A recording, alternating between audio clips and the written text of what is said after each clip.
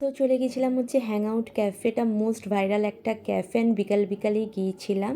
এখানকার ক্রিস্পি আইটেমগুলো কিন্তু প্রত্যেকটা অসাধারণ। যারা এখনও খাওনি, আমার তো মনে হয় প্রত্যেকেই চলে গেছো হ্যাং আউট ক্যাফে, এমন কেউ নেই যে যাওনি। যারা যাওনি মাস্ট ট্রাই করো, প্রত্যেকটা আইটেম দারুণ অ্যান্ড ক্রিস্পি আইটেমগুলো খুবই ভালো। স্যান্ডউইচ বার্গারও খুব ভালো, তোমরা অবশ্যই ট্রাই করতে পারো। অ্যান্ড আজকে আমি কিছু ট্রাই করিনি, আজকে মা বাবাই খাবে বলেই মেনলি আমি এসছি।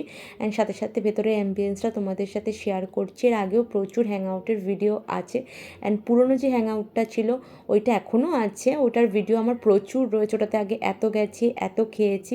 সো আজকে ওরা কী খেলো চলো তোমাদের সাথে শেয়ার করে দিই। এটা নতুন করেছে, আর একটা বারাসাত তো মনে হয় খুলেছে যতদূর সম্ভব। আমি বারাসাতেরটা যাইনি, এটা মধ্যমগ্রাম। সো এখানে মা চিকেন পপকর্ন কতগুলো পিস দিয়েছে, মিডিয়াম নিয়েছে তাও কতগুলো পিস, দারুণ লাগে এই ব্যাপার। মেয়োনিজ থাকলে জিনিসটা তো আরও বেশি টেস্টি ইয়াম্মি হয়ে যায়, মেয়োনিজ আরও টেস্টি করে দেয়। অ্যান্ড কফিও না হয়েছিল এরপর। সো তারপর ভাইয়ের জন্য পার্সেল নিয়ে নেওয়া হলো, দেন আবার অর্ডার করা হলো একটা স্যান্ডউইচ, বাবাই খাবে। সো মানে খাওয়ার পর খাওয়া, দেখতেই পাচ্ছ ফার্স্ট থেকে কত কিছু খেয়ে নিল।